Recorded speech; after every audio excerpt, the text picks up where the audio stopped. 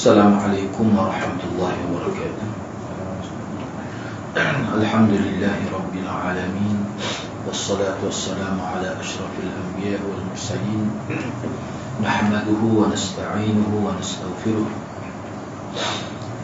Wa na'udzu billahi min shururi anfusina wa min sayyiati a'malina. Man yahdihillahu fala mudilla lahu wa man yudlil fala hadiya lahu. Rabbi shrah li sadri wa yassir li amri wahlul 'uqdatam min lisani yafqahu qawli, amma ba'd.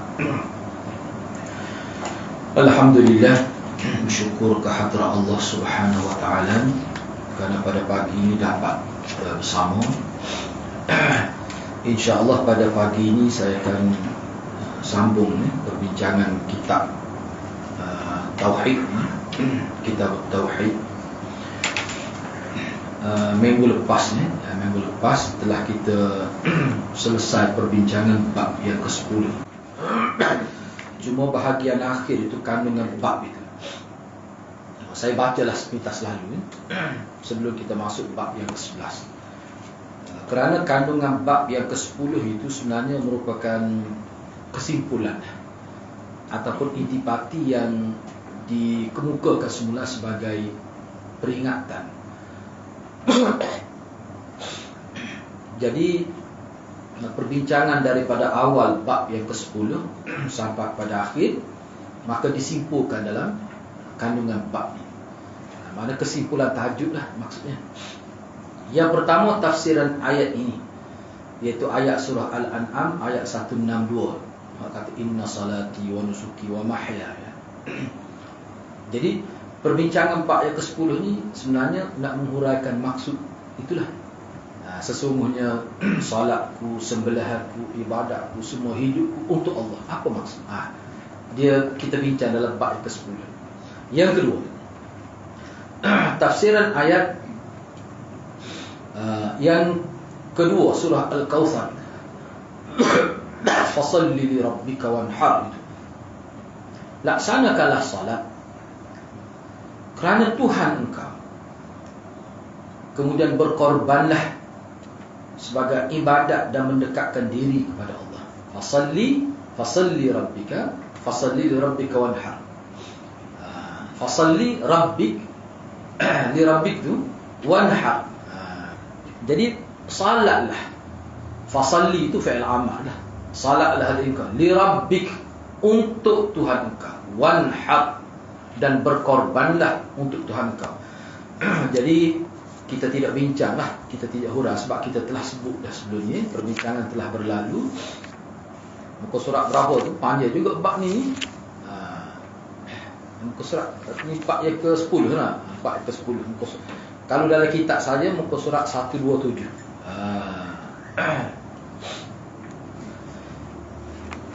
Baik. Mana huraian ayat itu lah. Apa maksud fasalli li rabbik atau wanhar, apa maksudnya? Itu disebut dalam perbincangan ini, bab yang ke-10. Yang ketiga, dalam hadis di atas, pertama kali yang dilaknat adalah orang yang menyembelih binatang untuk selain Allah. Mana hadis yang pertama? Jadi kalau tak ingat tu boleh rujuk semula hadis yang pertama tu. La'anallahu man dhabaha li ghairillah. Muka surat 130.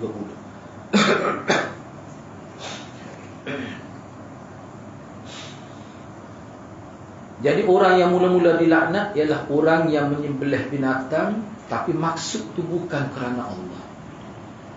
Tak kira lah apa maksud, tapi asalkan bukan kerana Allah, selain daripada sebab dia ada setengah-setengah dosa tu, tidaklah dilaknat. Tapi dosa boleh membawa kepada syirik. Sebab setengah-setengah kitab tu dia sebut orang sembelih binatang bukan kerana Allah ni mana 3. Syirik, dosa besar tu syirik lah, masuk neraka dan dilaknat oleh Allah. 3 serentak itu. Maknanya berat lah. Baik. Yang keempat, dilaknatnya orang yang melaknat kedua orang tuanya. Di antaranya adalah engkau melaknat kedua orang tua seseorang, lalu dengan sebab itu anak dia laknat ibu bapa kamu. Mana punca tu kamu lah. Itu kita telah bincang sebelum. Yang kelima, dilaknat oleh Allah juga. Mana Allah melaknat orang yang melindungi pelaku kejahatan, memberi perlindungan kepada seseorang yang melakukan kejahatan. Yang mana sepatutnya dia mesti dikenakan hukuman, tapi dengan sebab dia lindungi, terlepas orang itu.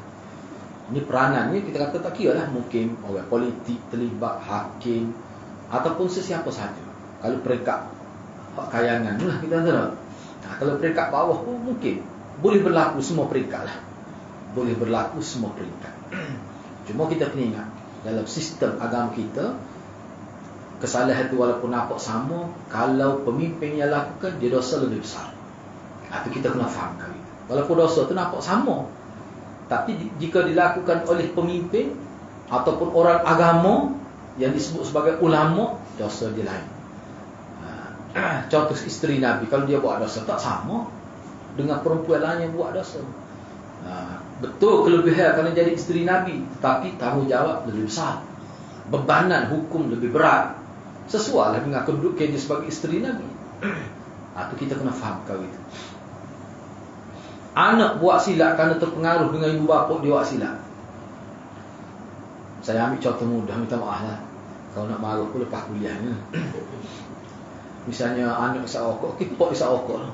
Dia rokok marah, nah.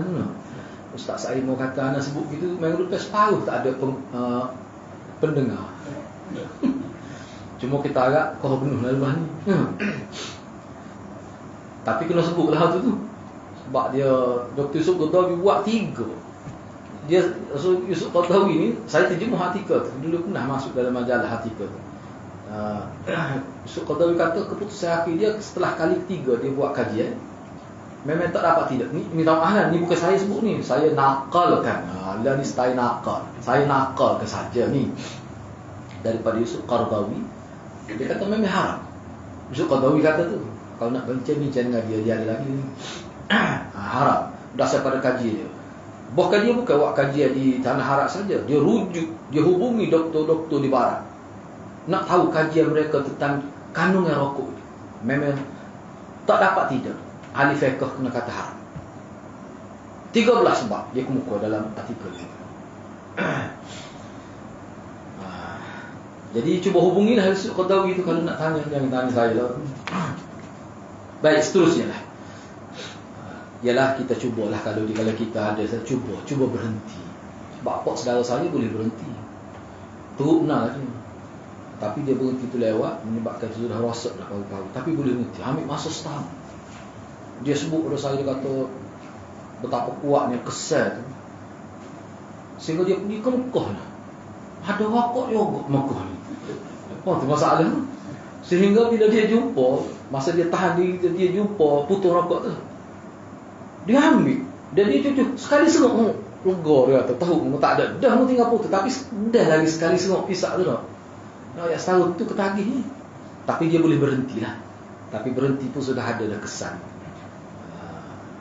Tapi pokok mana pun cuba usahalah. Yalah orang lain kata isap rokok, dia ada masalah lain pula. Tu rasa lega sikit sebut gitu. Begitulah. Baik. Yang keenam, kita bincang ni maknanya orang yang mendapat laknat Allah. Nauzubillah min laknat Allah, bukan laknat manusia tu berat dah. Ni la'anallahu, Allah laknat. Siapa antaranya? Orang yang mengubah dia punya tanda batas tanah, yakni batu sempadan tanah. Ingat kita telah bincang dah, saya tak bincang dah. Sekarang ni orang tak ubah dah. Kalau ubah dia punya batu sepadan tanah pun tak ada erti dah sekarang ni, sebab sistem tanah ni dia sudah sistematik. Tapi dia ada jenayah lain pula berkait dengan tanah. Dia tak main dah seekar 2 ekar, dia main 20,000 ekar. Itu dia main. Tak main dah seekar tu orang kampung itu. Ni jenayah berat ni dia main satu gunung. Sampai 5 pula lagi. Baik. Itu maknanya lebih besar lagi. Dia gini, kaedah agama kita ni sangat jelas. Mencuri, merompok, jenayah, kita kata memasukkan dokumen, semakin besar perkara itu, maka semakin besar dosa. Tak akan sama. Kita kata mengambil tanah dengan cara tidak sebenar, antara 1 ekar dengan 20 ekar, dia tak sama dosa. Mengumpat, ni dalam kitab fiqh, mengumpat dalam skala kecil hanya didengari oleh 10 orang, dengan mengumpat dalam internet didengari oleh berjuta, dia tidak sama dosa dia. Itu perlu kita sedar. Mengumpat melalui media sosial ini, medsos ini, dia lebih berat. Mana setiap orang yang boleh cakap bahasa Melayu, sebab tu saya kata kalau nak mengumpat guna bahasa Inggeris, dia lebih luas, supaya dosa tu lebih besar. Dah kalau kita suruh berhenti, dia tak suruh berhenti. Dia kena berhati-hati. Cuma ulama sepakat kata pemula fitnah dia lebih besar. Katakanlah fitnah dia memula, fitnah tersebar sampai berjuta. Orang lain hanya penyebar, dia pemula fitnah, dia dosa terbesar. Minta maaf dengan cara yang mengikut kaedah dan prosedur taubat, baru dihapuskan. Tak cukup dengan sedekah, tak cukup dengan menangis di sajadah, tak cukup. Sebab itu melibatkan maruah orang lain. Tercemar, dia ada kaedah. Seperti yang kita telah bincang berkali-kali lah. Yang ketujuh, adanya perbezaan melaknat orang tertentu dan melaknat orang yang berbuat maksiat secara umum. Jadi kalau kita lihat secara umum, ulama kita memberi peringatan, yakni melarang kita laknat individu yang berbuat salah. Tetapi kalau kita laknat itu secara umum, laknat Allah kepada orang yang melakukan kesalahan. Tapi kena ingatlah, kesalahan itu kesalahan yang berat lah. Misalnya kita laknat Yahudi Zionisme yang telah menganiaya, menzalimi umat Islam secara umum. Begitu juga kita kata kita laknat orang yang melakukan fitnah secara khusus. Itu ulama tak benar. Sebab laknat ni dalam konteks agama dia sangat berat implikasi dia.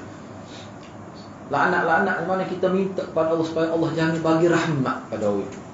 Berat tu. Kalau orang faham agama, berat tu. Sebab rahmat ni apa dia rahmat? Ma yahtajun nas ilaih, sesuatu yang orang ramai perlu. Itu dia panggil rahmat. Laknat ni sesuatu yang orang tak perlu, lawan pada rahmat, itu dia panggil laknat. Berat tu maksudnya. Jadi janganlah, walaupun kita kata kita sebesar tahap maruah tu tak nak kawal, cuba kawal yang itu. Jangan keluar perkataan laknat itu.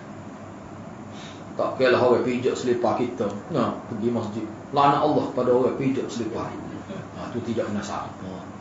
Basuhlah, sabar boleh pahala. Tapi ada setengah-setengah orang itu begitu. Saya pernah jumpa, tapi dia tak kata laknat, tapi balas sebab orang duduk atas motor dia. Ni lepas semayasa, kalau duduk tu orang muda lah, muda sekitar 50 30. Siapa sehingga dia bertengkar, siapa balas dia nak tumbuk. Setelah saya jadi imam lah itu, saya keluar tengok tu terkejut. Saya tanya apa masalah. Jadi anak muda dia kata, ni pak cik ni, saya hanya duduk atas motor dia, atas cushion, bukan duduk atas handal. Untuk atas cushion, dia marah. Lepas tu dia kutuk saya, cerca kan. Saya bertanya waktu itu, betul ke pakcik saja kita tanya, jadi orang tengah pula gitu. Pakcik tu jawabnya, dah tua dah dia ni. Saya pun kenal dia guru pencing kan. Tak payah sebut nama, ada lagi dia ni. Dia kata saya tak suka duduk atas motor saya. Kata parut pakcik ni. Anak muda tu pun jawab, kalau tak suka mu, jangan duk maki gitu. Dia marah, siapa dia pukul. Jadi orang muda ni pun saya tengok dia tak boleh kawal. Beratlah bahasa dia kata pada orang tua tu. Orang tua tu nak amat, dia tak urut orang tua tu bodoh. Kita kata gini nak awak balik lah, minta orang takut jadi lebih itu. Jadi saya pun tidak nak menyalahkan, tapi maknanya keluar daripada masjid tu jadi gitu. Dia guna bahasa berat. Tua nak mapuk, dia kata kau itu. Merterai molek dia sebut tu. Kejut kita. Jadi benda-benda gitu, benda kecil biasa tu. Nak buat macam mana kelemahan manusia? Kalau boleh sabar, boleh pahala. Padahal kalau dia terima, boleh pahala tu. Orang duduk atas motor dia guna selipar dia. Ada. dia sebab dia anak muda ni, dia anak buah saya, usrah saya ni nak tu sebut tu. Dia ikuti usrah saya. Usrah tafsir kita buat untuk orang-orang muda lah. Masa jadi imam ni. Kita pun tahu dia bagus. Cuma dia nak mahu sebab pocik tu maki dia nak mahu tu. Mana tak sabar. Tapi hatulah tu saya sebut dia tak boleh lah kata begitu, dia orang tua. Kita nasihat lah lepas tu nya. Dia orang tua ni dia ialah mana kita kena berkorban lah sikit dia punya perasaan tu. Bercakap mudah tapi kalau kena kita masa tu tahu juga macam mana tu nak. Nampak kan? Apa saya nak sebutnya, mana perbuatan tu buat tapi tak sampai peringkat laknat. Laknat lebih berat lagi daripada dia kata oh tu orang mampu tak sudah diri. Laknat dia lebih berat lagi. Tak boleh.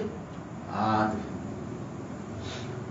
Sebab tu ada setengah-setengah ulama dia kata ruang yang dibukakan untuk kita melaknat orang ni terlalu sempit. Jangan kita buka seluas-luas. Baik. Jadi kalau kita laknat orang membuat maksiat secara umum, memang ada ulama kata boleh. Tapi ramai juga ulama kata tak boleh. Orang yang melakukan maksiat ni, kita tidak boleh laknat dia. Kita kena usaha bagaimana nak merubah dia. Bukanlah, itu bukan cara agama. Kena berhati-hati. Kalau lah dalam kita mengambil pendapat ini, kita kena berhati-hati. Misalnya, ada ulama kata boleh laknat. Tapi kalau katakanlah orang tidak Islam dengar kita sebut begitu, kesal dia macam mana? Kena ambil kira semua tu. Sebab apa yang ada dalam kitab ni, kita kena tapis pula. Sebab setengah-setengah pandang ulama, tapis tu bukan kita nak kata ulama tu jahil. Tak boleh ulat dah ni. Tak teringat ni. Jadi tetap ulama kata tak bagus. Banyaklah kau nak sebut dalam kitab. Misalnya, ya, kitab saya baca lah. Ada satu kenyataan daripada Imam Syafi'i. Dia kata orang kafir ni kita kena perangi dia kerana dia kafir. Keberat tu. Kerana dia kafir. Sedangkan ramai ulama nak kata tak boleh. Kerana harbi dia tu. Sebab kafir ni ada yang harbi, ada yang zimmi, ada yang mu'ahid. Banyak kategori tu. Jadi makna kata-kata Imam Syafi'i itu kalau kita nak guna pakai, kena takwil. Maksud dia kata kafir itu kafir harbi. Cuma dia tak sebut kerana benda tu maklum. Kita kena kata gitu. Kalau kita pakai yang asal itu, kira-kira tu terlalu ekstrim tu. Terlalu kita kata mana keras sangat tu. Sebab itulah dalam kitab ni kena berhati-hati. Kadang-kadang ulama sebut tu dalam konteks zaman dia. Kadang-kadang ulama sebut tu dia maksud gini. Sebab kita lah kadang-kadang kita bercakap kita maksud lain, tapi patah perkataan yang kita guna tu tak cukup. Sepatutnya kena tambah lagi satu kalimah. Biasa tu berlaku tu. Sebab tu dalam konteks ni dia kena ada bersangka baik, kita takwil kayak begini. Sebab Imam Syafi'i ni antara yang lembut sebenarnya. Sangat hebat dari segi cara dia menyelesaikan masalah. Jadi kena faham lah. Tak boleh sebut main-main. Jangan kita kata mana tahu saya hanya nakal sahaja. Tak boleh gitu. Tak tanggungjawab tu kalau cakap gitu. Nak nakal-nakal pun kena tengok juga. Baik. Yang ke-8, kisah mengenai seekor lalat tersebut ni hak cerita dalam perbincangan kita ni memiliki kandungan yang penting sekali. Penting ni kerana seekor lalat. Kenapa kerana seekor lalat boleh masuk neraka tu? Apa isu sebenar yang berada di sebalik itu? Okey, kita bincang dah perkara tu. Yang ke-9. Di sini dia ada sedikit penjelasan lah. Orang yang masuk neraka itu disebabkan dia mempersembahkan korban lalat yang dia sendiri tidak sengaja berbuat yang demikian. Akan tetapi dia berbuat hal tersebut agar dia dilepaskan. Terlepaslah diri dia daripada perbuatan buruk para pemuja berhala itu. Di sini tak apa kita baca dulu. Kemudian saya kalau dalam kitab lain huraian hadis tu lebih jelas lagi. Saya baca dulu sini. Yang ke-10 mengenai kadar syirik dalam hati orang yang beriman. Bagaimana ketabahan hatinya ketika menghadapi maknanya hukuman mati itu. Kalau kamu tak buat gini, aku akan bunuh kamu. Bagaimana dia nak menghadapi situasi itu? Serta penolakannya untuk memenuhi permintaan mereka, padahal mereka itu tidak meminta kecuali amalan lahiriah saja. Okey, saya baca dulu. Orang yang masuk neraka itu tidak lain adalah seorang Muslim. Sebab apa? Sebab Nabi kata dia masuk neraka tu kerana seekor lalat. Maknanya dia ni Muslim sebenarnya. Kalau dia kafir, tak perlu, tak sabit dengan lalat dia masuk neraka. Baik. Yang ke-12, hadis ini merupakan suatu bukti bagi hadis sahih yang menyatakan bahawa syurga itu lebih dekat pada seseorang di antara kamu daripada tali kasut dianya sendiri, dan neraka pun demikianlah juga halnya. Mengetahui bahawa amalan hati adalah merupakan kayu ukur yang terpenting. Hati ini kayu ukur yang terpenting dalam bab akidah, bahkan bagi pemuja berhala. Dia gini, hadis ni maksudnya begini. Sini saya tengok huraian di sini tidak konsisten dalam menghuraikan sebab apa seorang itu masuk neraka kerana lalap. Agak tidak konsisten dia sebut. Kadang-kadang kita nampak dia tidak tekankan kerana masalah hati. Tapi dalam syarah lain disebut bahawa orang yang masuk neraka kerana sembelih lalap ni, dia bukan sekadar melakukan sembelih zahir seperti yang dipaksa, hati dia pun sudah terima yang itu. Maknanya sekali dah tu. Sebab apa? Dia berakidah ni sama. Dalam Quran sebut wa man ukriha wa qalbuhu mutmain. Mana seseorang yang dipaksa untuk mengucapkan kata-kata syirik, kata-kata kafir, jadi murtad, dia dipaksa dalam keadaan hati dia mutmainnun bil iman, dia tidak boleh dikatakan murtad, tak boleh nak kata kafir. Hak ni sepatutnya sembelih lah, tapi hati dia tak suka. Dia akan selamat, tapi kenapa kata masuk neraka? Mana hati dia pun berubah. Boleh jadi dia jahil, boleh jadi dia tak faham. Gitu. Cuba tengok nombor 10 tu, cuba tengok nombor 10. Padahal mereka itu tidak meminta kecuali amalan lahiriah saja. Dia suruh sembelih tu zahir. Kenapa? Sepatutnya kalau zahir kerana dipaksa, dia sepatutnya tak masuk neraka tu. Manusia tak akan jadi syirik, tak akan jadi murtad kerana dipaksa syirik dalam keadaan hati dia tetap teguh di atas iman. Tapi kenapa orang ni masuk neraka? Sebab hati dia jadi berubah. Kalau kita perhatikan dia macam tidak konsisten dia bincang tu tak sini. Dalam syarah lain jelas sebut hati ni masalah hati. Hati dia sudah berubah. Dia silap, berlaku kesilapan di situ. Tu. Kemudian ulama bincang pula, yang seorang lagi tu dibunuh sebab dia tidak mahu sembelih lalap. Padahalnya dalam kes ini dia ada 3 sebenarnya. Oh tak apa, takut tak ingat pula. Lepas ni saya sebut, dulu ada nak sebut dak hanya perkara tu dak. Baru tu ingat. Selepas ni tak ingat pula. Yang depan pula. Dia begini, dia ada 3, kena ingat Bila seseorang dalam kes seseorang yang dipaksa untuk murtad. Ni saya sebut ni dia orang awam biasa. Kalau dia pemimpin, ulama kata dia kena pertahankan sampai mati. Sebab dia pemimpin ataupun dia ulama.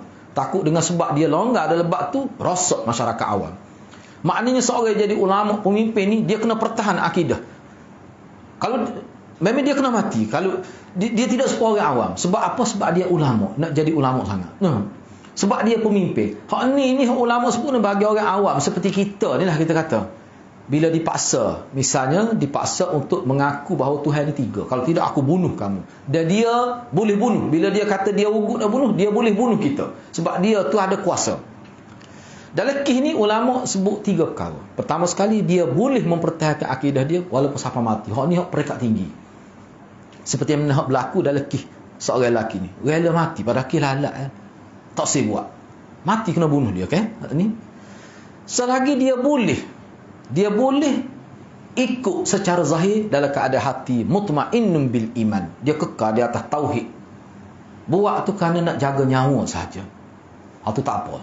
Itulah ulama kata untuk orang awam. Tapi kalau untuk pemimpin, untuk ulama, ramai ulama kata lebih aula, lebih patut dia pertahankan walau mati pun tak apa. Sebab apa? Sebab takut terjejah orang awam, pengikut-pengikut ni. Tu pun khilaf lagi. Yang ketiga, mana yang ketiga dalam kes ni, tadi dia, kita kata dia mempertahankan walaupun dia kena bunuh, selagi dia buat dalam keadaan hati dia tu. Selagi katakanlah dia buat kemudian hati dia pun begitu juga, tu hak jadi kafir. Tu hak jadi kafir. Seperti kes ni, kes hak mati kerana lalak ni, dia duduk kategori ketiga. Tak tahulah boleh jadi dia jahil ke, wallahualam situasi dia macam mana kita tak jelas tu. Tapi sudah tentu bila dia mati dengan sembelih lalak, bukan sekadar perbuatan zahir sahaja tu berlaku tu, hakikat hati dia pun sudah berubah. Itu sebab dia mati dalam keadaan jadi syirik kepada Allah itu. Hak tu sebenarnya. Sebab tu kalau kita tengok dalam syarah hadis secara khusus, memang itu yang disebut. 3 perkara tu. Baik. Kita pergi kepada bab yang ke-11. Okey, ada apa-apa persoalan ke sebelum kita pindah pada bab tajuk baru ni? Kalau ada boleh. Nak tanya hak perbincangan sebelum ni. Jadi kena jaga sungguhlah ya. Dia sebenarnya syirik hak kita bimbang ni bukan syirik hak sembah berhala tu. Pok kita ni boleh jadi hak bimbangnya hak ni perbuatan syirik hak jenis tidak berkait dengan tangkar, tidak berkait dengan sembah berhala, tetapi kepercayaan lain hak tersembunyi. Apa itulah misalnya nak tidur baca bismillah 41 kali, hadiah pada wali jaga kawasan tu misalnya dah. Tu boleh jadi syirik juga tu. Tak boleh tu. Sebab kalau tak hadiah dia tu boleh jadi macam-macam lah bala bencana berlaku. Iktiqad gitu lah ke mana tu. Boleh bawa pada kufur tu. Jangan main-main. Seolah-olah dia penentu pada bala. Dia ada berkait dengan dia. Sedangkan semua tu hak mutlak Allah. Orang lain tak ada hak tu. Tak berkait langsung. Tu orang panggil akidah yang tahqiq, yang murni. Kena berhati-hati. Sepemandi safar tu hakikatnya ke jadi sebalik tu. Hakikatnya nak tolak bala dengan kepercayaan bahawa bulan Safar ni dia menyebabkan jadi nahas. Dan hak tu jelas amalan jahiliah itu. Jelas tu. Ulama pondok kita berjual sama mana tu nak buat hal tu. Tiba-tiba ada pihak yang paling tidak kalau kita nak bersangka dia cuba memberi kesamaran tentang hukum itu.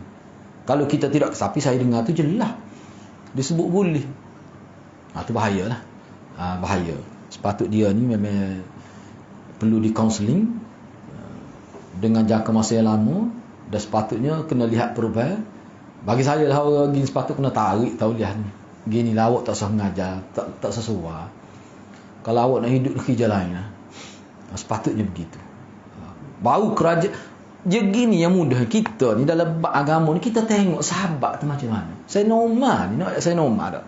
Maulana beberapa kali dah sebut masa saya mengaji tu, hak tu antara contoh dia sebut. Saya normal ni zaman Nabi ni ada sebuah pokok. Pokok tu kira pokok biasa Nabi bila balik daripada musafir, Nabi singgah tu tujuan nak berteduh je. Kalau lah ni ada wakah, ada RNR. Engkau zaman Nabi tu mana ada kereta, mana ada aircon. Jadi itu antara tempat Nabi berhenti untuk rehat, nak makan, bekalan hak bawa. Situlah sebab pokok tu rendang. Jadi pokok, jadi acak kali lah Nabi berhenti. Tak ada apa, berhenti saja. Tiba-tiba selepas Nabi wafat zaman Sayyidina Umar tu, Sayyidina Umar tengok, nampak pokok ni nampak meriah ni. Pergi duduk situ. Pergi duduk tafakkur agaknya. Sayyidina Umar sebagai seorang pemimpin politik yang mementingkan akidah rakyat, dia kata bahaya ni. Sebelum terjadi yang lebih parah, dia ambil tindakan yang cukup drastik sebab ini isu akidah. Dia pergi cabut pokok ngakak. Tak ada. Apa tu? Nak menyelamatkan akidah umat. Tak boleh ada. Benih syirik ni dia ada benih dia. Dia panggil juzur. Kalau kita belajar, dia gini, dia ada satu kitab tu. Bagus juga tu kalau guna kitab tu. Pengajian akidah juga 2 jilid. Dia panggil Encyclopedia Al-Mawsu'atul Adyan wal Madhahib Al-Mu'asirah. Encyclopedia tentang agama-agama seluruh dunia ada di muka dunia ni, dan juga aliran-aliran semasa. Dia bicara tabligh pun ada dari tu. Hak tabligh tu bukan ajaran salah, dia sebut tu untuk hanya mendedahkan. Bukan dia kata tabligh tu salah. Cuma hak agama-agama tu saya nak sebut. Jadi setiap hak orang panggil agama, dia ada satu subtopik dia, tajuk pecahan dia panggil juzur. Juzur ni agama ni benih dia daripada mana? Sebelum dia jadi agama sebesar ini, benih dia. Ketika butir sebelum dia bertunah, benih dia daripada. Benih tu lah kita nak tahunya. Jangan jadi tubik keluar pokok, tubik buah baru kita kata, rupanya pokok deri. Kalau begitunya. Tubik buah baru tahu. Tak usah jadi pakar pertanian lah kalau begitu. Nak jadi pakar pertanian, orang tanya pokok ke apa, tunggulah dulu nanti dia buah kita royak lah. Tak payah royak, aku boleh royak kalau dia buah. Kita nak duduk situ, nak duduk jawatan pertanian bahagian tu, dia kena tahu. Orang pakar dalam bidang tu, dia tengok butir, dia tahu dah butir ke apa dia ni. Kita duduk situ dah tak cakap royak, tak apa, tak syirik lagi tu. Nak nanti syirik orang sesak baru nak bertindak, tu tak bertindak lagi. Mana awak macam mana? Tak usah jadi bahagian pertanian lah kalau lagu tu. Sikit lagi hadirat kalau keadaan ni tak berubah berkali, pihak bomba akan atasi masalah syirik ni. Bukan pihak tu dah. Mana awak macam mana? Jadi kita tengok Kucalana lah, Kucalana. Orang luar pun boleh faham dah Kucalana. Dia ada tempat saya Kucalana Restoran. Memang bubuh nama begitu. Pelik semua ya. Dia ajar dia. Tu penting. Sebab itulah perlu sangat kitab tu bagus. Saya guna dulu di Darul Qausar tu. Kita pilih-pilih sebab dia kitab tu besar. 2 jilid. Sejilid tu setebal daripada ni. Kita pilih lah. Hak pentingnya kita tekannya setiap agama kita panggil sesat. Sesat tu setelah dia berkembang. Sebelum dia sampai tahap tu, bagaimana asas biji dia tu, benih dia tu. Hak tu yang kita nak tahu. Misalnya, ni dalam kitab ni penengkat dia, tawassul. Itu benih dia tu. Tawassul dengan orang mati. Itu benih dia tu. Ghuluwun fi salim, melampau, memuja, memuji, menyanjung orang soleh. Itu benih dia tu. Bahaya tu. Sebab tu sudah terbukti sepanjang zaman. Orang sesat kerana benih ni tidak dimatikan, tidak diurus dengan baik. Kita sanjung orang baik ni termasuk dalam sunnah, tapi kalau sampai ke peringkat melampau, melebihi daripada had yang ditetapkan oleh agama, dia boleh jadi ta'assub. Daripada ta'assub itulah dia akan kata betul semuanya orang ni buat. Sehingga dia kata kalau kita nampak seorang wali Allah itu melanggar syariat, kita jangan hukum dia sebab dia ni sudah melepasi had syariat. Ada yang kata gitu. Bukan dalam internet tu, direct dengan saya dia sebut. Mula-mula dia tanya gini saya, dia kata Ustaz Din, kalau Ustaz Din pergi kubur wali, Ustaz Din buat apa? Tengok soalan dia. Mujur tak jawab. Kalau anak kekoh kaki dia tu, mudah kita tak jawab gitu. Kita kata kalau anak giana doa supaya Allah ampunkan dosa dia. Terkejut dia. Nampak terkejut dia. Dia kata tu menghina wali tu. Hina wali dia. Daripada situ kita nampak ni bergerak ni ustaz ni. Jadi kalau kita pergi kubur wali, kita doa supaya Allah ampunkan dosa wali. Dia kata itu menghina wali. Jadi dia hura, dia hura, saya dengar. Dia kata wali-wali ni ibarat zamrud. Zamrud ni walaupun batu tapi dia tidak seperti batu kuari tu. Kuat falsafah dia no. Nak mana? Itulah. Itu saya kata tu saya kata ke dia, wali-wali ni batu kau. Wali ni orang, bila orang dia kena urus cara orang. Batu ni kita urus cara batu. Tak boleh tu kias ma'al farid, kias wadi yang watim, tak boleh. Tak serupa tu. Nak ayat manusia. Sebab itulah dalam kitab Talbisu Iblis Ibnul Jauzi tidak ada sebut. Orang alim ni, puak-puak ni dia sesat. Lagu mana cara Iblis nak menyesatkan dia? Iblis ni kalau dia nak menyesatkan doktor, dia ada cara lain. Dia nak menyesatkan orang awam, dia ada cara. Nak menyesatkan ulama, dia ada cara dia. Dia tak sama. Cerdik Iblis ni. Mungkin dia bagi lama. Mesyuarat tiap-tiap hari dalam hadis sebut. Bukan mesyuarat di macam air paksi ni. No, dia tengah laut ni. Dia tengah laut ni. Kemain dia punya nyaman tempat dia mesyuarat tu. Nah, setiap hari Nabi sebut dia mesyuarat. Laporan dia buat setiap hari. Setiap hari. Kita pun terkejut dengar. Noyaknya seriusnya dia nak menyesatkan manusia ni. Tiba-tiba kita tak berhati-hati pula. Kena. Begitu kan. Okey. Jadi bab yang ke-11 ini menyembelih binatang kerana Allah. Cuma saya rasa takut tak teringat nak baca lalu waktu ni. Hak ni perkara saya sebut minggu lepas tu. Sebab baru ni pun klik saja tak ayat juga tu. Bab apa dia ni? Ni. Imam As-Sanusi dalam kitab Muqaddimah dia membahagikan syirik pada 6 jenis. Tu kena tulis ya. Sebab saya pun tak sempat nak tarik sebenarnya, niat nak tarik. Pakai pergi tulis sini. Yang pertama, Syekh As-Sanusi ni kitab dia dalam Muqaddimah Ummul Barahin pun kitab dia, kitab akidah lah. Dia kata syirik ni kita boleh bagi pada 6 jenis. Yang pertama, syirik istiqlal. Dia panggil syirik istiqlal. Nak eja dia terpayah juga tu. Dia kalau bahasa Arab alif, sin, ta, qaf, lam, alif, lam. Dia panggil syirik istiqlal. Kalau nak eja hukum Melayu, tu terserah kepada kreativiti masing-masing. Nak eja lagu mana tu? Istiqlal. Istiqlal ni kalau bahasa biasa maknanya kemerdekaan. Itu bahasa biasa. Tapi jangan terjemah gitu. Syirik kemerdekaan. Tak ada apa. Tak boleh gitu. Apa maksud syirik istiqlal? Hak ni menetapkan ada 2 Tuhan atau lebih. Ni syirik nyata lah. Dia kata Tuhan ni tidak tauhid Tuhan. 2, 3 atau lebih. Misalnya Majusi, Kristian, gitu. Ni memanglah tak perlu pada majlis fatwa dah ni. Boleh kata umat Islam tak akan kata gitu. Kalau dia kata tidak Islam tu dia tu. Dia panggil syirik istiqlal. Ni boleh kata jelas. Orang panggil syirik jelas. Jelas sungguh tu. Tu. Yang kedua syirik tab'id. Tab'id, tabai ya dad. Tab'id, syirik tab'id. Apa maksud syirik tab'id? Menyatukan Tuhan dalam beberapa watak. Seperti Kristian, Trinity. Dia bukan tolak Tuhan. Ni kita panggil syirik juga lah. Tapi orang ni dia panggil mengikut pembagian tab'id. Maknanya menyatukan Tuhan dalam beberapa watak. Misalnya Kristian. Hak tadi pun nampak seperti istiqlal tu pun ada juga pada, tapi hak ni khusus.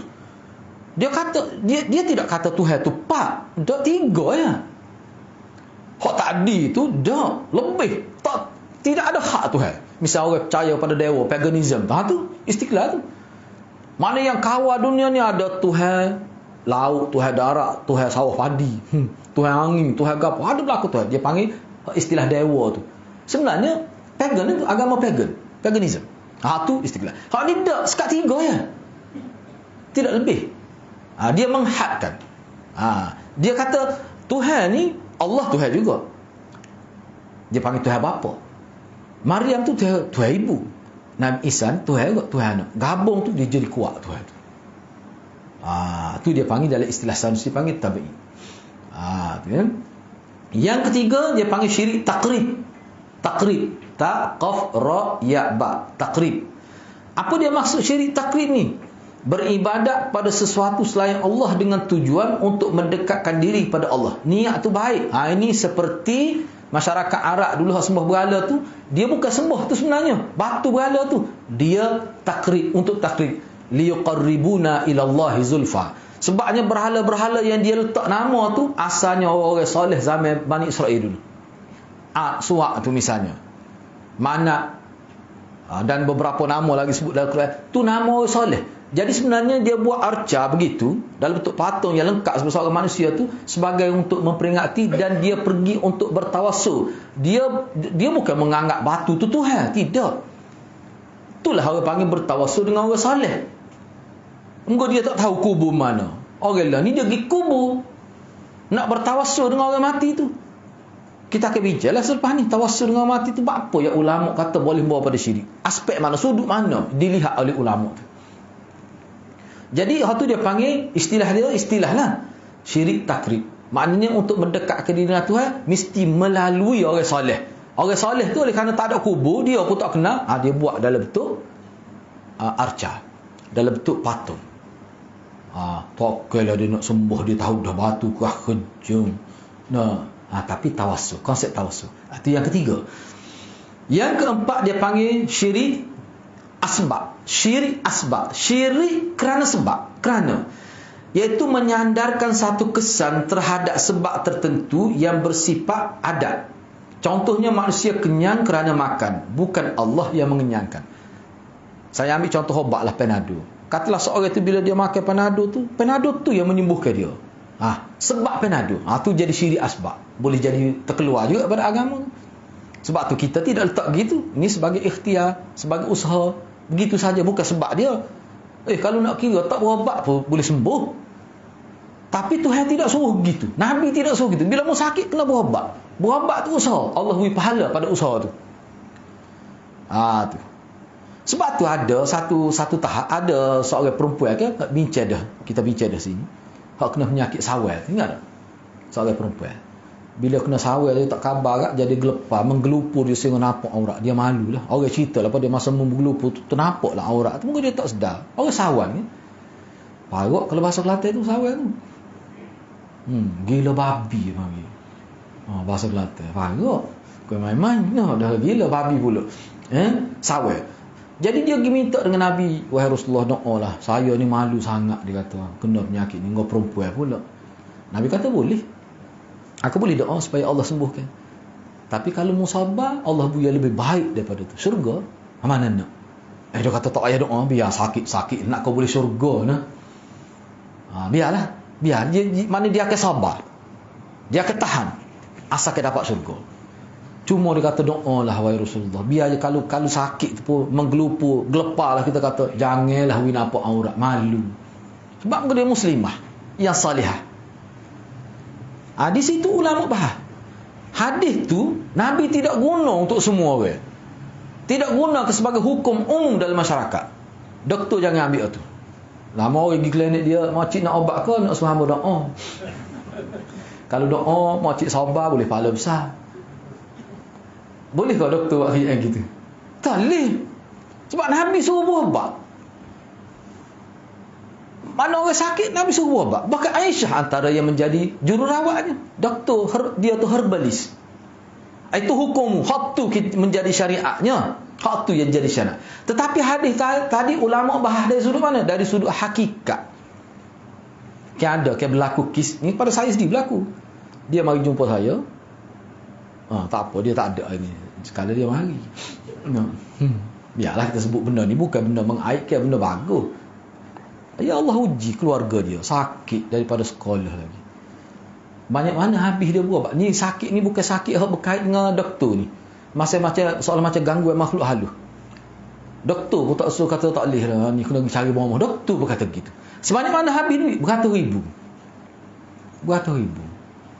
Kali terakhir dia jumpa saya tu, ada seorang bomoh tu minta dia cari hati kera. Bakar hati kera tu makan.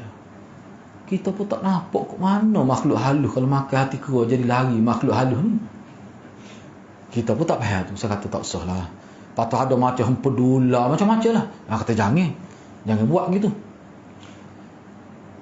Lepas tu tak apa lagi, saya pun tak guna lagi hadis tu. Kita nak tengok sejauh mana. Kita tak guna lagi tu. Dia mari pula lepas tu dia kata, "Ustaz, saya tak sedar bomoh, tak sedar. Saya pergi seluruh Malaysia, pahala saya pergi. Bahkan saya bila pergi jumpa bomoh, dia kata sebab banyak sangat pengalaman saya bomoh ni melakukan amalan syirik. Bahkan saya sakit jiwa lebih waktu lagi daripada keluarga saya sakit. Kita tengok telatah tu bomoh tu. Bahkan saya tak mahu pergi dah jumpa bomoh. Dia mati gitu. Lepas tu nak buat macam mana Ustaz? Kita guna hadis tadi. Kereta juadah, tanah juadah nak berubat. Tak lagi. Dia pun tak sedar dia jumpa bomoh. Bahkan isteri dia kata tengok bomoh tu dia kau sakit lah. Nak buat lagi.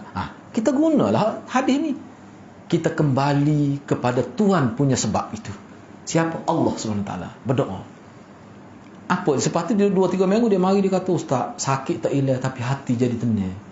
Minta doa dengan Allah SWT. Dia baca Quran dia ni. Bagi kikih lagu tu boleh lah. Kita nak guna hak tu. Sebab hadis tu sahih. Mana kita nak mendidik dia cara tauhid. Walaupun dalam saat kritikal tu sehingga habis ikhtiar dia. Tapi bagus dia sebab dia tidak su'uzam kepada Allah. Dia tidak sangka buruk pada Allah. Kalau orang tidak kuat akidah tu, dia boleh sumpah pada Allah tu. Apa Tuhan? Kenapa dia aku buat salah Tuhan ni? Tak adil tu. Dia boleh kata gitu tu. Kalau kita silap bimbing dia. Saya kata ginilah. Allah nak beri pahala ke awak ni. Sabarlah. Boleh jadi awak, isteri awak, keluarga awak lebih besar pahala daripada segi sabar kini. Jadi beginilah. Saya pun cerita hadis ni dia. Dia kata, "Malik Ustaz, saya nak tu, saya tak sejumpa orang bomoh. Saya takut syirik ni." Bagus dia ni. Padahal orang biasa ya. Kerja biasa ya. Pergi maya jemaah pun tak kepil. Tu tak ada. Tak ada nak ayat. Tu nak ayat biasa tu. Nah. Bila kita sebut kata amal ni lah, minta dengan bila sakit minta dengan Allah. Pakat minta dengan Allah. Direct pada Tuhan. Sebab kok mana kita berubat ni pun Allah suruh kita berubat ni, dia beri kok mana bukan benda tu. Cuma dia suruh kita usaha. Usaha tu dia beri pahalanya. Dengan sabar. Gitu Jadi bila dia buat wallahualam, saya pun tak tanya dah. Tapi kok mana selepas beberapa minggu dia pergi pula kuliah saya, dia sebut dia kata, "Alhamdulillah Ustaz, tak hilang lagi, ada lagi penyakit tapi saya rasa lebih tenang." Rupanya dia serabut dengan cara untuk tapi terpaksa pergi juga. Pertama sekali nak jaga keluarga dia tu. Takut kata tak cara sakit. Terpaksa pergi. Payah sebenarnya kita nak memahami orang sakit berpuluh tahun ni nak. Tak serupa dengan kita cara dia mikir. Banyak dah dia punya rosak cara dia mikir tu. Lepas tu kita pula duwi benda-benda bercanggah dengan sunnah. Nyanyalah ke dia. Sepatut situasi itulah kita bimbing supaya dia lebih dekat pada Allah SWT. Hak tu hak sunnah. Hadis tak dia boleh guna lah. Jadi doktor jangan guna. Lalu orang mari kali pertama pun, ni pakcik pakak ni, ni besar ni pahala ni. Tak ada ubat lah. Tak kena lah gitu. Sebab bercanggah dengan sunnah Rasulullah. Rasulullah suruh berubat. Baik, itu dia panggil asbab. Sebab kita makan nasi, bukan kinasibnya. Cuma ikhtiar, Allah panggil sunnatullah. Dalam dunia ni Allah buat kalau lapar kena makan. Itu sunnah dia. Tapi Allah boleh tarik, jadi tak kenyang walaupun makan. Padahal kalau nak suruh kenyang, asalnya kena makan lah. Itu asalnya. Seperti mana api membakar. Kadang sekali-sekala Allah tarik. Misal cerita Nabi Ibrahim. Allah takwui kuasa membakar pada api. Allah tarik kuasa tu. Jadi api walaupun zahir nampak menyala-nyala pun tak ada kesan. Tapi itu bukan sunnatullah tu. Jangan terbuat buat gitu. Dia kata mana tahu. Bukan Nabi Ibrahim boleh buat, kita tak boleh. Terawak nak tahu. Takut diri khiting rambut tu. Jangan ikut tu. Itu tidak sunnah tu. Tak masuk dalam sunnah tu. Hak sunnah biasanya hak ni. Dan kita boleh pahala pun kerana usaha ni. Hak tu sebenarnya. Dalam agama kita. Baik, seterusnya. Yang keberapa ni? Yang tadi yang kelima dah. Tinggal tadi. Syirik yang keempat tadi sebenarnya. Dia panggil syirik taklid. Saya sebut syirik asbab tadi. Hak tu yang kelima. Silap tadi. Tertinggal Yang syirik asbab tadi berkenaan dengan saya sebut panado contohnya makan jadi kenyang. Hak tu dia panggil syirik asbab. Yang kelima. Yang keempat tertinggal tadi dia panggil syirik taklid. Taklid ni lah. Tak, qaf, lam, ya'da. Ataupun kita ajar Melayu boleh lah. Ajar macam mana pun. Syirik taklid. Apa dia? Beribadat kepada Allah kerana mengikut orang lain. Tak tahu apa pun. Semata-mata ikut saja. Semata-mata ikut saja. Dia panggil taklid. Syirik taklid. Dia letak di bawah syirik juga tu. Beribadat kepada Allah kerana mengikut orang. Mana ikut orang buat. Makna seolah-olah zahir nampak seperti tidak ikut Tuhan tu. Tidak ikut orang. Kalau orang tu betul, betul lah dia. Kalau orang tu salah, salah lah dia. Ni untuk orang awam, tak tahu gapo kamu. Biarlah dulu kita tidak nak letak hukum lagi tu. Nak bagi dulu. Baik, tu yang keempat, yang kelima, yang keenam dia panggil asyirkul asghar, syirik kecil. Syirik kecil. Kena tutup syirik kecil syirik kecil ni seperti riya misalnya biasa kita dengar lah.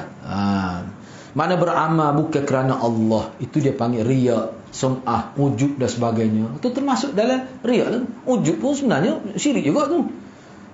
Buat rasa besar, mana asal bukan kerana Allah. Itu masuk dalam syirik asghar. Baik, dia pun buat huraian. Daripada pembahagian 6 itu kita nak letak hukum macam mana. Kata Syekh As-Sanusi, nombor 1 hingga nombor 4 tu. Nombor 1 hingga nombor 4 tu, iaitu syirik istiqlal, syirik ta'bid, syirik takrib, syirik taklid, seseorang dikira kufur secara ijma'. Kufur. Hak syirik taklid tadi beribadat pada kerana ikut orang. Hak ikut orang ni dia tak tahu betul ke tidak tu. Ikut saja. Hak tu termasuk syirik juga. Tak boleh tu. Sebab kalau orang awal, orang kapur, kita kena sebut dalil pada dia. Tak ingat itu tak kira. Tapi kita kena lihat betul. Dan dia pun kena, sebab tu dia pun kena tahulah. Ni ada dalil. Ingat tak ingat Tuhan. Yang kedua, orang kapur bila kita kata Allah ni ada, kenapa? Kena sebut dia. Sebabnya gini dalam ayat Quran sebut. Dia tak ingat ke apa? Maknanya dia ikut kita tu kerana dia dengar dalil. Tu tak termasuk dalam syirik taklid. Hak ni tak ada langsung dah. Dia ikut memputar tuli dalam bab akidah. Makna betul tak betul dia ikut ya. Hak ni dia jadi kufur. Sebab kita nak ikut ni kena tahu hak betul. Ni dia tak tahu betul, dia tak tahu. Dia ikut saja. Dia tak tahu betul ke tak, dia pakai ikut saja. Syekh Sanusi kata hak ni memang syirik kufur juga pak ni. Nombor 6 tadi syirik asghar, hak ni dikira maksiat kepada Allah. Tapi tidak jadi syirik. Hak syirik asghar, hak kita kata ujub, riya, sum'ah dan sebagainya. Hak nombor 5 tadi syirik asbab. Syirik asbab ni hak ni ulama membuat perincian. Silat-silat hari bulan, syirik asbab ni dia boleh jadi kufur juga. Kalau dia beriktikad dia tu bahawa hak sebab zahir inilah yang menjadi musabbib sebenar, menjadi penyebab sebenar. Panadol inilah yang menjadi sebab sembuh. Nasi inilah yang menjadi sebab kenyang, bukan Allah. Memang kafir kalau gitu. Tetapi kalau dia tidak etikad gitu, tapi sebab obat ni, atas dasar sebab ini ada unsur-unsur secara alami yang Allah buat, boleh menyembuhkan sesuatu penyakit mengikut kajian saintifik. Sebab tu bukan dia nak menyatakan sebab segala sebab. Sebab tu sebab secara alami yang Allah buat gitu. Sebab tu Allah suruh cari, buat kajian tentang herba, buat kajian tentang penyakit untuk tahu sebab tu. Sebab tu sekadar itu saja. Tu tak kapil tu. Tu tak kapil. Sebab tu kita boleh kecek makcik makan obat ni lah. Obat ni dia boleh menyembuhkan kecik manis. Tak kapil kecek gitu. Atas dasar alami, atas dasar sebab hak zahir. Hak Allah memang buat gitu. Dan doktor jumpa dah kajian tu secara saintifik. Tu tak kapil tu. Kecuali kita ni tanya, doktor sebut sana ni secara hakikat obat ni ke menyembuhkan penyakit, bukan Allah. Terus tanya gitu doktor jawab ni. Doktor kata, dok makcik, sebenarnya Allah hak saya sebut tu atas dasar zahir. Kalau nak kecek pun makcik sama panjang cerita lah makcik. Letih lah kalau nak kecek setiap kali obat ni boleh menyembuhkan. Tapi makcik kena yakin bukan obat ni Allah SWT. Nak kali obat kata begitu, letih doktor. Dia kata paruk, dia kata ni orang suruh mengajari Pak Si malah. Lepas tu jadi lagu tu, orang tak kecek siapa gitu. Orang tahu dah kita ni ahli sunnah wal jamaah, lagu mana etikad kita. Tu maksud ni. Jadi maknanya nombor 5 tu dia tengok keadaan, faham orang tu macam mana. Itu maksudnya. Itu mengikut pembangunan Syekh As-Sanusi. Jadi hak tawassul tu duduk mana hak tawassul tu? Tu. Jadi kita nak kata namunnya dak. Hak ulama kata tawassul pada orang soleh di kubur pergi minta tu, hak tu sebenarnya dia sudah bergantung tu. Dia sudah termasuk dalam mana dia gini takrib nombor 3 tu. Tengok nombor 3. Hak kata tawassul, hak ulama kata syirik bertawassul dengan orang mati tu, orang mati di kubur wali ke, duduk nombor 3. Syirik takrib, seperti mana orang Arab jahiliah sembah berhala, bukan sembah berhala. Dalam Quran pun sebut, kalau kamu tanya dia apa tujuan kamu sembah berhala, dia kata liqarribuna ila Allah, bukan kami sembah. Cuma kami bertakarub dengan dia supaya dia mendekatkan diri kami kepada Allah. Baik. Okey, saya nak sebut poin yang terakhir yang disebut oleh Syekh Ismail Syahid. Dia kata kenapa tawassul pada orang mati ni ramai ulama menghukumkan syirik dan ramai ulama kata boleh membawa pada syirik. Dua kata-kata berbeza tu. Ada setengah ulama dia ringankan sedikit dengan mengatakan perbuatan ini boleh membawa kepada syirik. Setengah kata tak syirik. Bahaya belaka tu. Orang kita ni tak apa, tak syirik lagi. Dekat mana? Tak lagi dia kata. Tapi dekat mana dah tu. Orang kita ni pesit tu perangai dia. Tu. Baik, tak apa, saya nak sebut gini. Syekh Ismail Syahid dalam kitab dia Risalatul Tauhid, dan kitab ni sebenarnya jadi sukatan di Darul Kautsar lah dulu. Dia gini, dia sebut kenapa ulama kita dia tawassul ni gini. Tawassul ni boleh dalam agama. Misalnya kita duk mengajar, saya duk mengajar ni, saya bertawassul dengan amalan soleh saya. Mudah-mudahan dengan saya mengajar ni kita ikhlas ke hati, kita boleh kebaikan di sana. Tawassul dengan amalan, itu orang panggil tu. Hadir-hadirat mari dengan belajar, mudah-mudahan dengan belajar ni dapat rahmat Tuhan. Dengan belajar ni, sebab Tuhan suruh belajar, tu tawassul tu. Orang panggil tawassul dengan amalan. Tu tak ada khilaf, semua kata boleh. Jadi tawassul ni hakikat macam mana kalau kita nak fahamkan kepada diri kita dan kepada masyarakat. Tawassul ni makna kita menggunakan kabel supaya orang yang kita nak sesuatu tu dia bagi. Sebab kalau kita minta direct, boleh jadi dia tak terima. Jadi kita cari orang yang dia malu. Misalnya kita kata menteri besar lah, kita nak minta projek. Tok Ngulu nak minta projek, nak buat jalan kapun dia. Tok Ngulu ni tak biasa dengan menteri besar. Sebab menteri besar tu pun orang luar, bukan orang Kelantan. Contoh ni. Jadi nak pergi direct gitu, nak buat appointment pun payah dah. So kalau pergi jumpa direct, dia tak boleh. Bukan nak sebut jumpa mamak pas sembuh ni. Bukan nak jumpa orang jual kepuk goreng ni. Nak jumpa menteri besar, dia kena buat appointment. Dia ada protokol dia tu. Baik, memanglah kita nak pergi, boleh buat appointment. Tetapi kita tidak direct bawa surat tu. Surat permohonan yang disokong, ada tanda tangan masyarakat nak jalan tu. Kita cari orang yang dia malu. Siapa dia? Masuk melalui mak dia misalnya.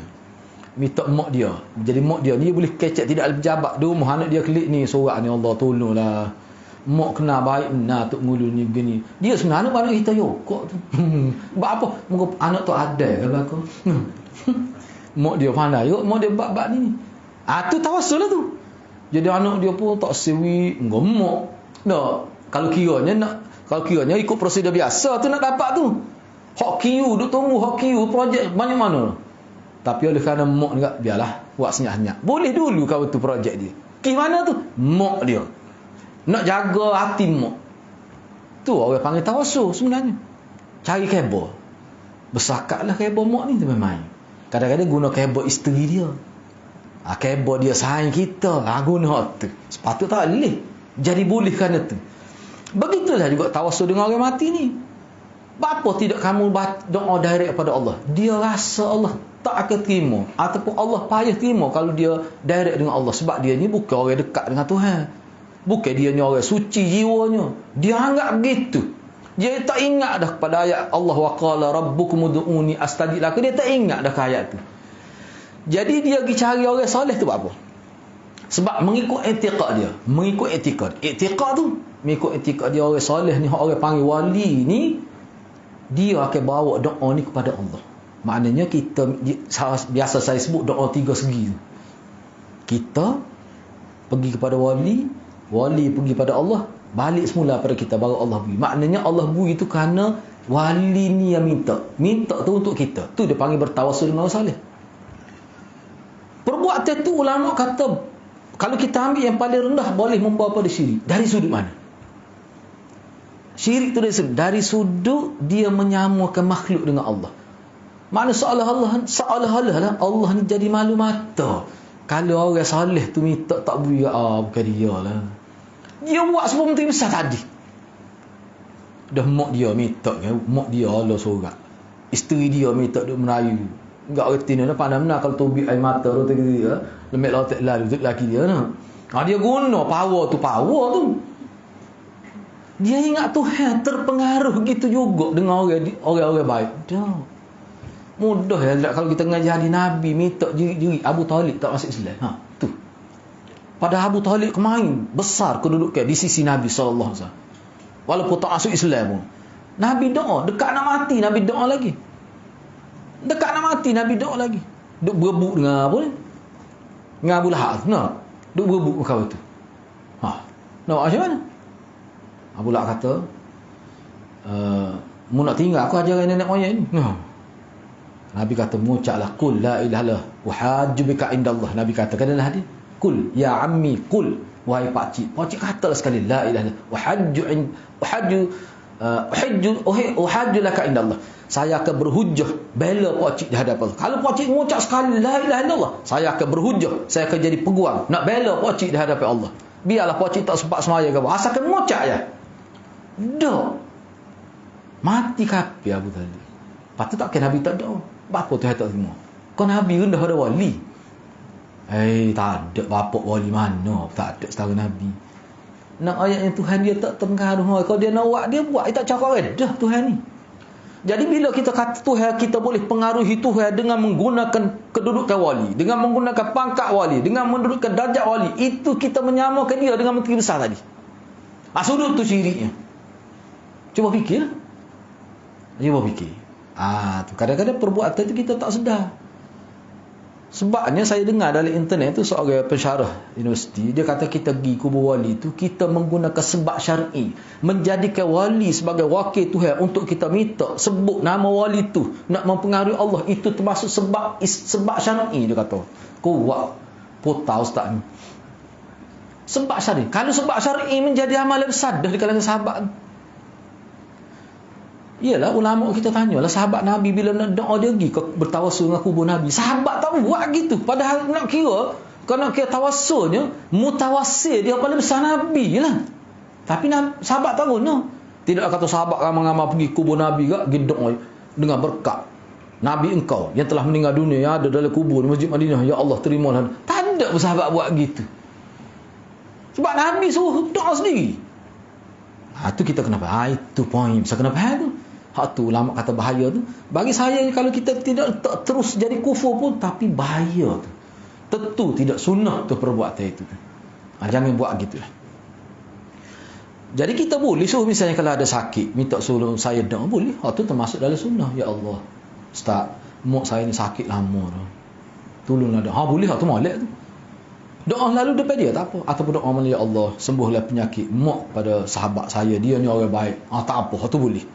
Tu sunnah. Bapa tak buat tu. Pelik orang kita ni. Dia ambil benda hak bahaya. Padahal tawassul ni hak syar'i ni ada, sebab tu Dr. Yusuf Qadawi tulis kitab khusus nak pula. Tawassul ni antara hak syar'i dengan hak bid'i. Terbayuk kita dia tak silap hampir 100 muka surat juga. Ada diterjemah dalam bahasa Indonesia kita tu. Yusuf Qadawi buat pembahagian. Hak ni hak harus mengikut syarak, hak ni hak haram. Hak ni hak mukhtalafi. Dia ada juga mukhtalafi. Hak tadi lah. Ada kata. Jadi hak kata tidak, kalau hak kata tidak bawa pada syirik tu hak mana? Pokok mana tu? Pokok mana? Pokok tarikat, pokok sufi. Pokok dia kata tak apa. Sebab tu besar-besar lagi kubur. Dahsyat hati hadirat. Lepas tu dia ada pula tu, selepas bila dia bukan gitu, dia tidak terhenti di situ tu. Dia ada lagi banyak tu perkara-perkara yang berkait dengan tu. Hak bahaya-bahaya tu. Sebab tu bagi saya, kita sebagai ahli sunnah wal jamaah, yang kita nak jaga semua tauhid ni biar tidak tercemar sedikit pun, kena ikut hak menjadi majoriti sahabat. Lagu mana sahabat buat? Tu hak selamat Sebab tu Tuk Guru Mufti Besar Kelantan kata dulu, bila bicara benda-benda gini, masa saya ngaji di Masjid Pulau Melaka tu, masa dia sihat dulu, dia kata perangau orang Melayu ni, kalau dia pergi ke pokok naka tu, beratus buah naka ada, sebutir hak baru, dia kelihatan.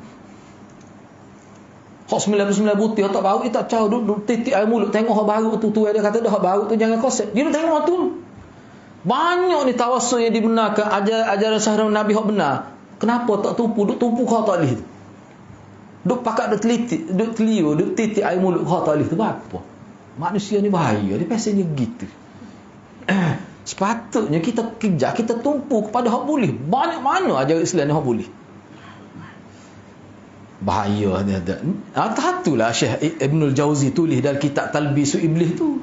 Tipu daya syaitan lah tu.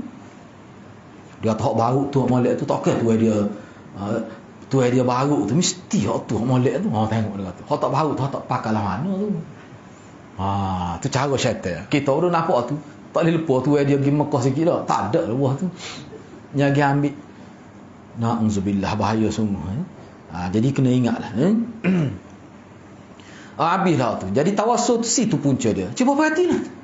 Sebab tu guru saya dulu sebut, dia kata sebenarnya tajam itu dia punya pandangan Syekh Ismail Syarif, memang bagus tu. Sebab menarik kita tu. Saya guna tu, habis saya buat kuliah tu di Darul Kautsar tu. Bukan kuliah, mana mengajar, dia kelas 3 kali seminggu kita tu.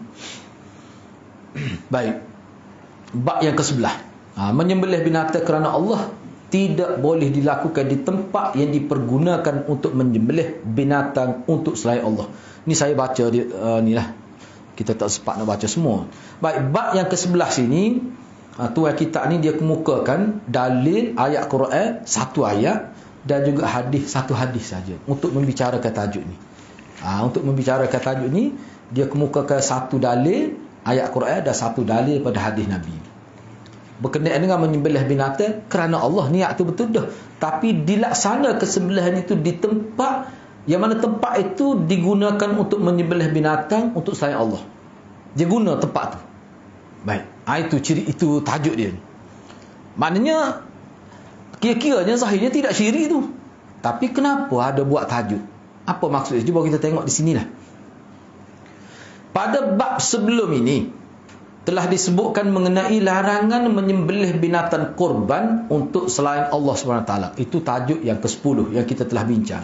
Dan bahawasanya hal tersebut memang jelas lah syirik besar tu, syirik akbar tu, syirik jali tu. Tak boleh lah. Baik. Maka dalam bab yang ke-11 ini, sebagai lanjutan perbincangan, disebutkan larangan terhadap wasilah. Wasilah. Wasilah ni maknanya kita kata perantaraan yang boleh mengantarkan kepada syirik besar. Kita asalnya perbuatan kita buat tu sudah menepati sunnah, dah betul dah. Tetapi dia berkait dengan sesuatu yang boleh menyebabkan jadi syirik. Asalnya sebut ni sembelih binatang tu, kalau tidak kerana Allah memang syirik pun. Tapi hak ni kerana Allah. Tetapi pergi buat di tempat yang mana di situ disembelih binatang bukan kerana Allah, nazar pun bukan kerana Allah, mana pergi buat tempat syirik. Seperti mana sahabat Nabi pernah nak salat, Nabi kata, apakah di situ dulu pernah dilakukan upacara sembah berhala di tempat itu? Sahabat kata tak ada. Nabi kata tak apa. Kalau ada, Nabi tak pernah. Walaupun waktu ada perbincangan lah, perbincangan panjang lah, tapi asal Nabi tak benar. Apa tu? Takut terganggu. Kita ni tak apa kalau kita pergi mai, sebab kita tak pernah ada sejarah syirik. Tapi sahabat Nabi ni sebelum dia masuk Islam, dia berada dalam agama syirik. Mesti tu ingat tu, aku dulu sini sebuah berhala, dia tengah mai, terganggu tu. Hak tu tak sah. Tapi kalau kita apa? Sebab tu sahabat lain bila lagi mai tempat tu tak apa, sebab dia tak ada pengalaman syirik tu. Jadi tak terlintas langsung dia tu. Sebab unsur-unsur syirik tak ada dah, cuma tempat tu saja dulu. Berhala tak ada dah. Salib pun tak ada dah, kita kata gambar-gambar patung di dinding pun tak ada dah. Tapi dia ni dia ada pengalaman dulu situ. Jadi walaupun tak ada unsur-unsur jelas tu syirik, tapi ingatan tu ada tu. Sehingga nanti terbentuk betul, terhakis betul dah syirik tu. Baru tak apa, maya situ. Tu ada hadis tu. Jadi hak itulah ni. Cuba kita tengoklah di sini.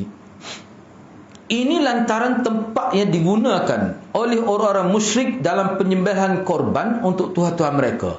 Tempat mereka tersebut termasuk sebahagian dari syiar syirik.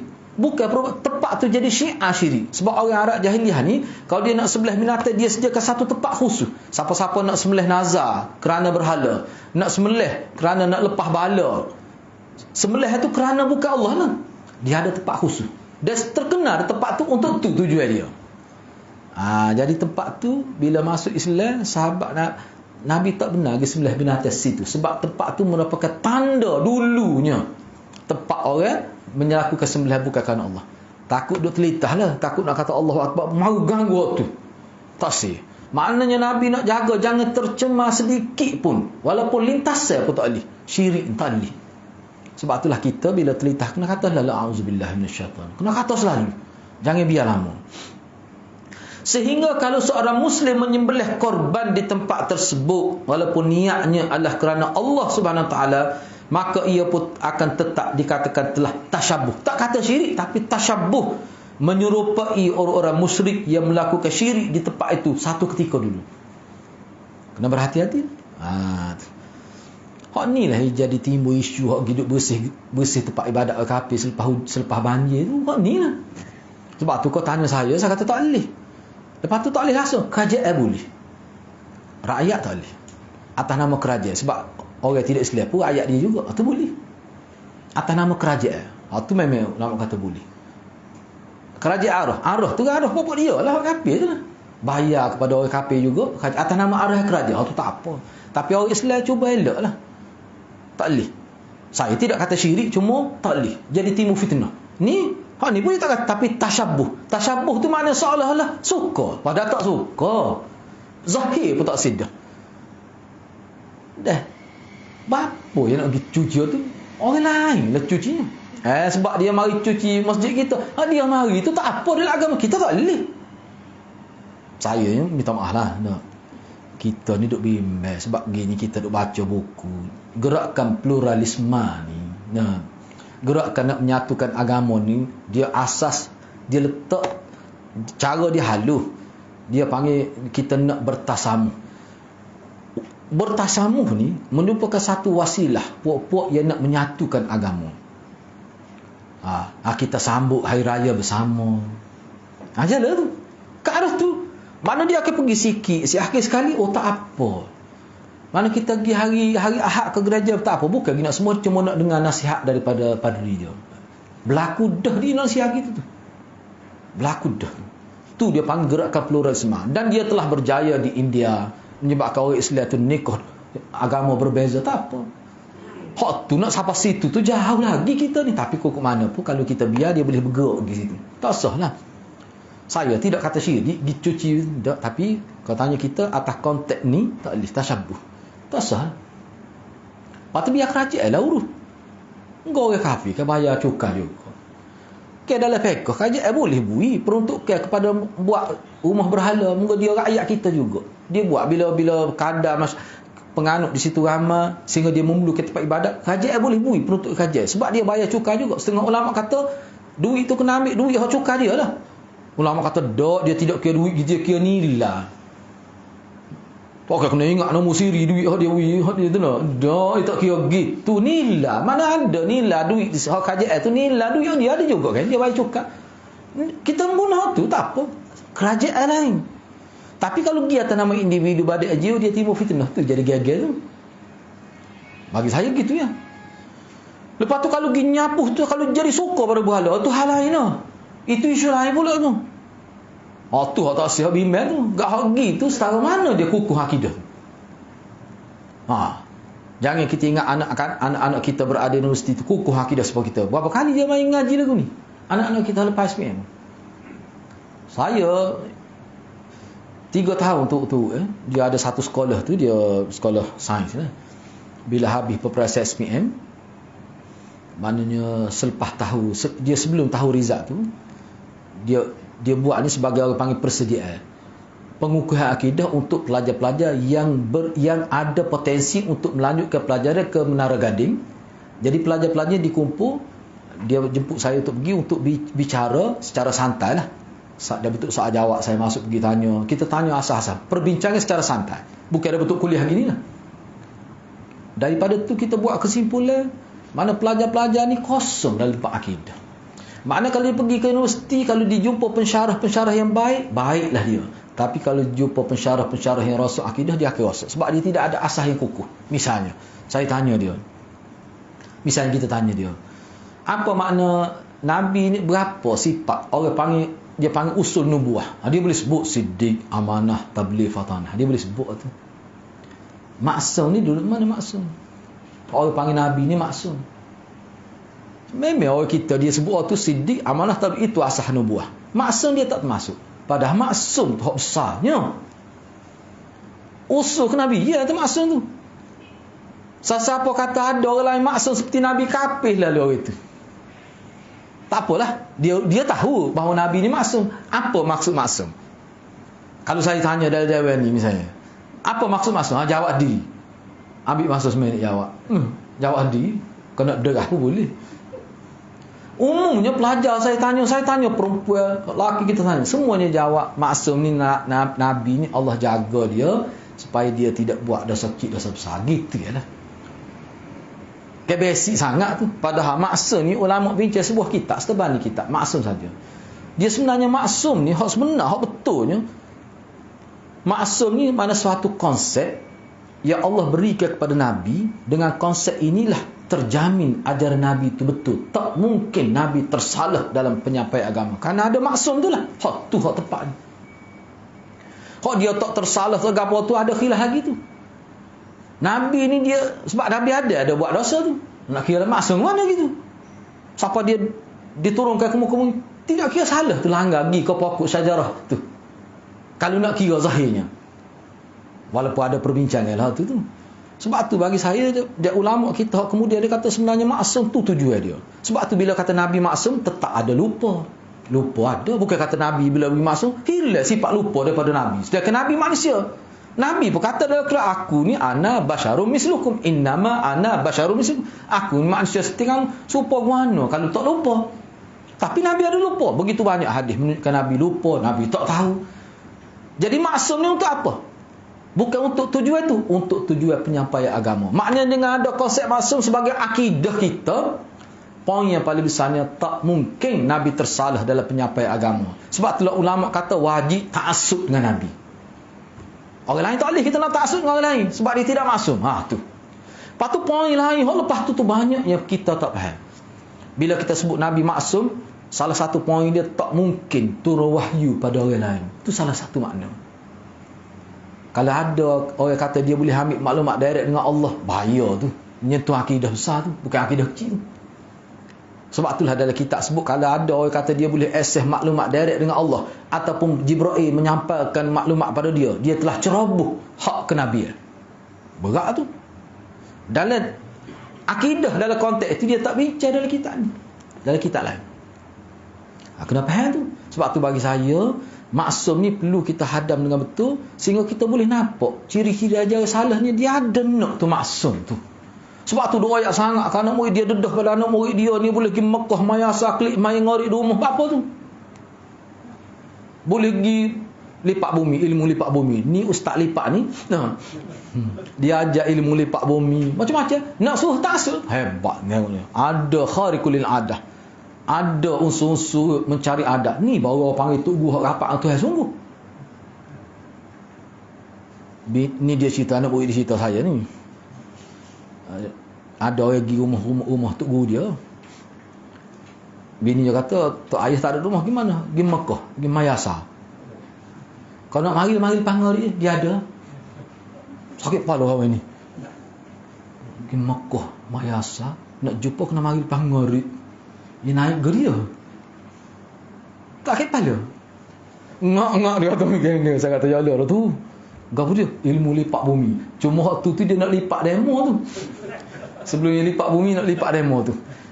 Cuba bayang ke tanpa segan silu dia boleh sebut ke tetamu pergi tu. Mari lepas ngari. Engko dia asal ni tak ada main Mekah. Kita kata nak pelawak dia pada lah kita kata tu. Ada kata nak pelawak kena biar tentu. Hak berat lalu. Ada juga orang dia tak ayat gitu tu. Itu tambah penterjemah tu. Tapi nak ayatnya benda-benda lagu tu hadirat kalau kita ngaji dengan cara hadis tak ada tu bagi-bagi lagu tu. Islam ni hidup di atas realiti hak sebenar. Orang panggil sebenar lagu mana hidup. Islam ni tegak atas kehidupan hak sebenar lagu mana hak biasa. Sebab tu Nabi kalau pergi perang pun luka Nabi.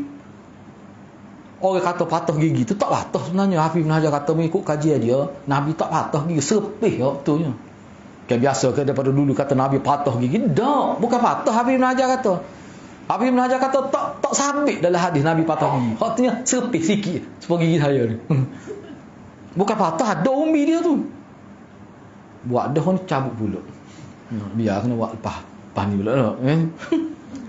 Kita peneng lama dah aku duk faham Nabi patah gigi. Dah. Sikit yang sepih. Mana ada kesal. Orang nampak orang biasa tengok Nabi dia orang ada sikit. Tu yang Hafiz bin Hajar kata. Darah tumi kening dah tu ada. Tak kebar Nabi, para Nabi tu. Tak ada seorang abuk sahabat Nabi hak kebar. Sahabat-sahabat Nabi ni biasa je saya baca, sedih kita baca. Bila sahabat Nabi ni tua, ramai mana tua jadi cacat kekal. Dah mai putus harap banyak ni. Dia kena tetap duk gini tangan pergi masjid. Tak nak akak ke abu. Kesal daripada peperangan. Kena bila kena acak kat dia dah setengah 23 tetap ke kena. Dalam peperangan seumur hidup sampai penuh ni kena itu. Sehingga ada sahabat tu dia kata bila dia tua benar lah tak boleh lagi perang. Jadi anak-anak cucu bila dia pecah baju anak cucu mari main boleh masuk jari di celah-celah daging sebab dia terbuka kif peperangan. Siadah tu. Moga dulu tak ada sistem jahit apa kita lah ni. Jadi dia kena berat sangat misalnya tepak hak isi banyak kayak kena tu. Siadah tak sakit dia tapi dia terbuka. Anak cucu mari dia oleh anak jari di celah-celah. Ni daging tok ni perang fi sabilillah. Itulah sahabat. Kita kata lu tu kasar tu lu tu. Tak kebar sahabat tu. Padahal dengan baju besi lagi pakar, dengan wijak lagi, perisah lagi, tapi kena je. Ada tu kena terbelah, tu sakak dia hari, terbuka tu habis organ. Ada. Apa gitu? Nabi tak tengok. Kau sahabat dia berlaku gitu. Apa Nabi tak ya Allah builah sahabat aku kebar semuanya. Nabi tak doa gitu. Ajar ilmu kebar. Pergi ke Taif dari pada tahun ke-9 Hijrah. Tahun ke apa ni Nabi mati tahun ke-10.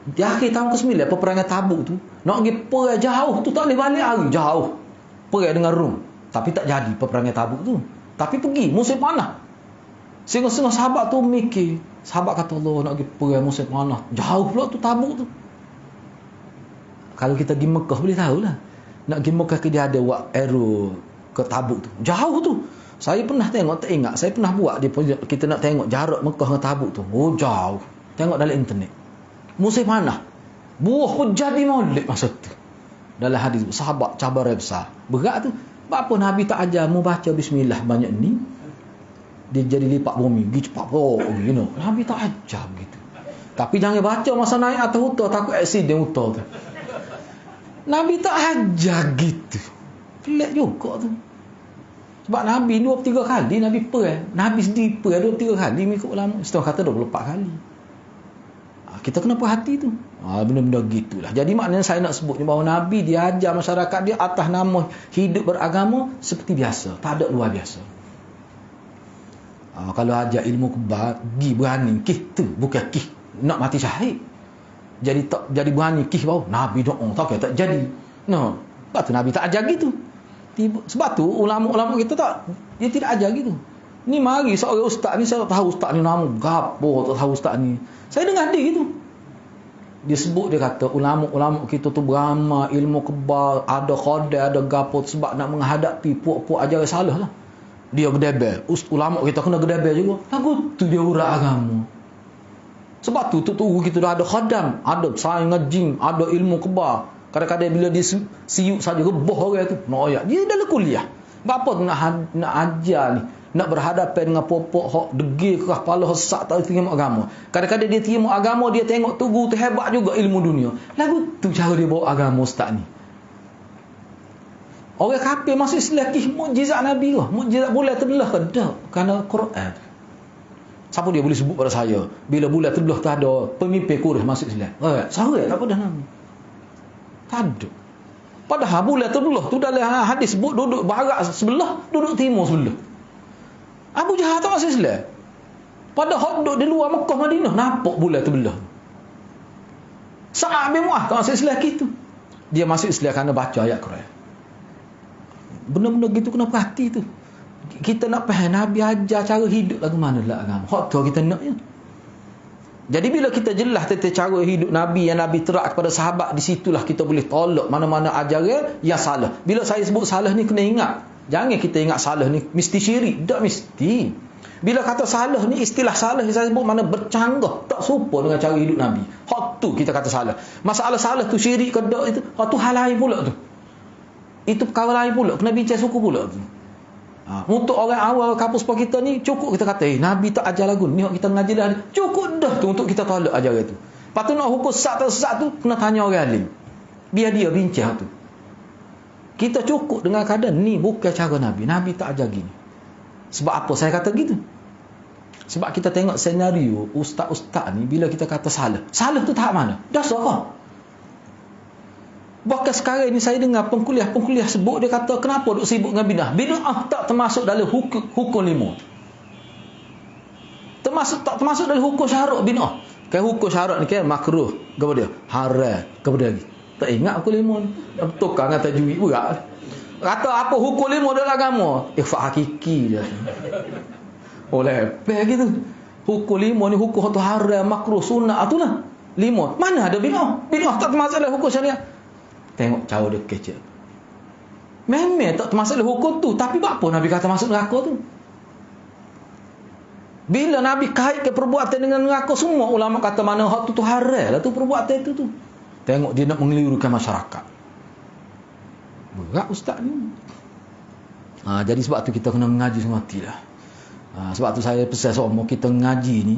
Sebab setengah orang tu dia mengaji, dia kata kita mengaji tu alim-alim. Lama dah mengaji. Siapa tok guru tu nampak tua tok guru tu. Dia tak kira dia tu tua tok guru. Nampak tua tok guru tu. Saya lepas PKP lepas kita pergi kuliah kita tengok memang tua mati anak murid. Tak suka saya tanya. Lucu orang tua ni ngaji dia seorang kecil saja kita pergi nak ra'i dia. Lepas tu bagus juga boleh ngajar sunnah dia tu. Tua-tua tak seorang rabuk muda. Kok muda kali pun tua orang saya. Bila pergi saya duduk tu dia mula-mula kata lucu juga tu. Dia kata nampak lain, ustaz lama tak mari. Dia wiki kita dulu. So kata patut pun saya nampak tua-tua belakang, rasa dulu muda. Dia sebut, dia kata, saya mesti PKP boleh dua orang cucu dia tu. Tak apalah. Cuma saya nak sebutnya bahawa orang-orang begini tak, Allah nyanyi. Mula-mula kita mengajar tu tak. Bila kita bergaul dengan dia, banyak sungguh ajaran agama hak basic dia tak tahu. Banyak sungguh. Misalnya bila saya jadi imam dah, saya bacalah betul-betul mengikut hadis Nabi tu. Allahumma anta salam wa minka tabarakta ya. Dia tanya orang tua, dia panggil ustaz. Apa rekah sangat ustaz baca? Hak tu rekah, hak nu rekah dia kata kita. Saya kata saya tak tahu sebab saya ngaji Nabi ajar gitu. Hak pocik lagu mana? Dia pun tanya, pocik ambil mana tu? Mana aku tahu dia kata. Dia kata ustaz tu bui. Orang lagu ni. Tapi bila kita sebut-sebut ke dia kan, lah ni pok dia ngaji kita sasar ke. Lebih kurang 20 orang kot pok dia. Mana dia nak sebenarnya kita sebut orang Nabi, kena tekan Nabi. Kalau Imam Syafi'i tu jari-jari lah sebut Imam Syafi'i kata gini. Kalau nak sebut boleh. Imam Syafi'i kata gini berdasarkan hadis Nabi. Tu cara kita kena sebut sepatutnya. Imam Malik berpendapat gini, hasil daripada dia faham hadis Nabi. Kena kait pada hadis Nabi. Jangan sudah pada Imam Syafi'i. Hak tu saya ingat benar Tok Guru Mufti Besar Kelantan Almarhum. Dia kata kita mengajar agama jangan sudah pada ulama. Kalau nak sebut ulama dia kena hatta akak sapak Nabi. Imam Syafi'i kata gini, kerana dalilnya ni. Kita sebut begitu. Tak ingat tak apa dalil tu. Tapi biar kita boleh sebut dalilnya ni. Sebab Imam Syafi'i metodologi dia dalam kitab saya duk mengajar kitab tu, setiap kali dia nak menyatakan satu-satu isu, dia akan sebut dulu ayat Quran hadis Nabi. Lepas tu kalau dia faham hadis Nabi atas nama ijtihad dia dan dia layak berijtihad, dia sebut dengan terang, uhibbu an. Kalau Imam Syafi'i guna uhibbu an, maknanya itu ijtihad dia. Nak ayatnya Imam Syafi'i ni orang menegak sunnah, nasirus sunnah tu. Tu dia tu. Gitu sepatutnya kita mengajar. Bila kita mengajar ni maknanya kita kena pastikan masyarakat biar dia tahu hak kita sebut ni daripada Nabi, biar dia tahu gitu. Barulah masyarakat kata tahu ustaz ayat gitu kan. Dia tak akan jadi gitu. Kalau ustaz tahu awal lagi bila dia mengajar sebut suatu ni hak Nabi sebut gini. Orang kampung bila kita didik dia kata sebut ni hak saya sebut ni hak Nabi ni. Sebut semua gitu. Orang kampung bila dia kecek Nabi kata. Ni orang apa orang kampung kecek ustaz tu ayat gini ni. Apa tu sebab ustaz tu ayat hak dia. Dia bukan ayat Nabi. Orang teka-teka dia kata saya nakal ya. Mewah nakal semua. Tak tahulah lagu mana kita pun lemah. Kita dengar tu bahaya. Dia boleh rosak dia punya rupa agama tu. Dengan cara mengajar gitu tu. Kena cuba kita tengok kita. Cuba perhati balik. Sebab tu saya sebut. Cuba tengok. Cuba perhati. Misal bab satu. Saya kata dalil nak bincang ni satu ayat, satu hadis. Kita sebut lalu. Cuba perhati sebelum ni. Sebab ni pun saya, bila kita baca kita tanya. Okey, ni dalil pertama kita tanya. Lepas tu tengok. Sebab ni asal ayat Quran dia. Lepas tu hurah tu. Lepas tu dia mari hadis tu. Makna ada dalil. Hak tu yang kita nak. Hak tu pengajian sebenarnya. Jadi bila kita bawa pengajian dalam betul lagi ni orang kapur ni walaupun kita sebut tapi dia akan nampak Nabi. Ni duk nampak ustaz tu. Ustaz mana ustaz? Ustaz tu lah. Boleh tanya. Kita pun serabut nak jawab. Rosak dia sebab tu bahaya. Kalau kita biar lama kelamin didik masyarakat lagu tu, masyarakat tak nampak Nabi. Duk nampak ustaz, duk nampak ulama. Enggak kalau ulama salah pun dia anggap betul. Apa sebab gitu didik. Hak terakhirlah saya nak sebut ni dalam WhatsApp lah ni. Ada seorang ustaz tu ni benda ni berlaku sebelum PKP. Saya ada lah grup WhatsApp tu. Nak ayatnya kesal. Seorang kapu ustaz dia. Ti imam tu ni. Bila dia selesai salat hari raya, dia ijtihad di mikrofon nak ajak semua ahli Jumaah ni pergi ke kubur bersama dia. Tahun pertama dia buat gitu. Penuh pergi kubur. Tahun kedua buat orang jual kepuk penuh di pagar kubur. Jadi benda tu dihantar pada saya gambar tu. Saya komplain dalam WhatsApp tu. Saya kata jangan buat gitu. Kalau kita buat gitu, sedangkan hari raya ni dia tidak sesuai dengan kubur tu. Sebab hari raya ni untuk bergembira. Sebab tu dalam tak ada satu sunnah pun Nabi pergi kubur hari raya. Bukan kita kata tak pergi kubur. Sunnah. Atas nama sunnah. Lepas tu dia bercanggah terus sebab kubur ni mengingatkan mati. Nabi kata zuru kuburakum fa innaha tuzakkirukum. Pergilah ziarah kubur. Ziarah kubur tu ingat pada mati, tak kait dengan raya tu. Sebab tu kalau kita tengok sunnah Nabi mula-mula sekali Nabi buat selepas Nabi maya raya, Nabi tengok, Nabi tengok. Tu dalam hadis. Mula-mula sekali Nabi tengok. Nabi tersenyum. Lepas tu Nabi pergi jumpa sahabat, Nabi tengok, tanya khabar sahabat. Ada sahabat bawa makan, pakat makan ramai-ramai situ. Tu mula Nabi buat. Hak tu mula-mula buat. Lepas tu Nabi pergi ziarah. Ni bawa pergi kubur sampai 2 tahun. Jadi masuk tahun kedua baru saya tahu. Saya pun komplain. Hak saya nak sebutnya ni. Bila kita komplain, kita kritik dalam grup WhatsApp tu. Kalau entah buat begini, lama kelamin masyarakat akan menganggap. Masyarakat awam ni sebab dia menganggap entah ni orang alim. Bila entah buat gitu, dia akan kata inilah antara sunnah hari raya. Punuh sunnah sebenar dengan sebab perbuatan. Dia kata apa? Anak tak cara. Sebab tu guru anak kata boleh. Mati gitu. Ustaz tu tak ingat tua benar. Serban lagi, jubah lagi, janggut ni. Parut lah kalau sebut tu. Gitulah ayatnya. Jadi lagu mana masyarakat kalau kita biar orang-orang agama didik masyarakat gitu. Sok aja. Padahal ziarah kubur bila mana boleh pergi. Lepas tu apa tak pergi waktu malam? Nabi ziarah kubur waktu malam. Hadis tu doa tu kan waktu malam tu kisah tu berlaku tu. Melibatkan Aisyah tu kan. Cari Nabi tak ada ingat kau pergi mahak muda. Pergi madu dia lah. Minta maaf lah. Pergi madu dia tu rupanya pergi kubur. Nabi kata gilah ziarah kubur fa innaha tuzakirukum ziarah kubur. Dah baca doa ni. Nabi ajar ke doa. Betul. Maknanya nak ayatnya boleh ziarah kubur malam pun boleh. Kita tak pergi ziarah kubur malam. Sebab dia ada hatu kubur. Masyarakat kita ni berat. Sebab itulah. Jadi insya-Allah dengan pengajian kita ni, kita nak nampak hal sebenar. Kalau baca lah kita ada besar misalnya Nasa'i ke Bukhari ke, dia akan sebut dalam mukadimah, saya ni bukan nak hakikat sebenar saya bukan nak mengajar hadis, saya nak mengajar agama yang sebenar yang dibawa oleh Nabi.